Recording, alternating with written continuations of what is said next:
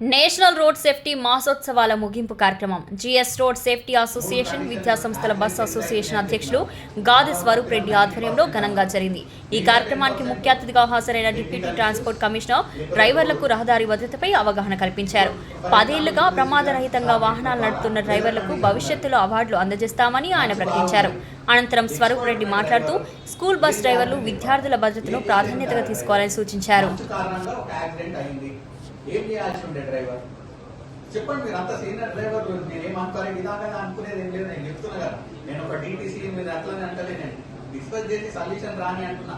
ఇంతమందిలో మీరు ఒక్కరు కూడా మారి మనం ఇంకో 10 మందికి చెప్పగలిగినా మన సభ ఉద్దేశం నెరవేరినట్టు అవుతారు. కాబట్టి ఎందుకైందంటారు ఉన్నది మనకు రోడ్డు ముంగల కనిపిస్తలేదు, మనం ఏం చేయాలి?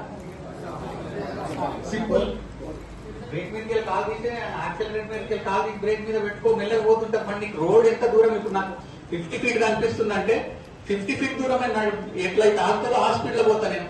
అవునా కదా? ఇంట్లో మన బ్రహ్మ విద్య ఉందా? లేదు కదా? అవునా కదా? సేమ్ అదే అంటున్నా నేను. మంచు పడ్డది, ఎక్స్పీరియన్స్ డ్రైవర్ ఎన్నడా తప్పిదం చేయరు. చేద్దాం మనం, చెప్పండి మా సార్ ఇట్లా ఇబ్బంది ఉంది కదా, ఇట్లా చర్య తీసుకుంటే బాగుంటుంది కదా అనేది ఈ సభ యొక్క ముఖ్య ఉద్దేశం మనం.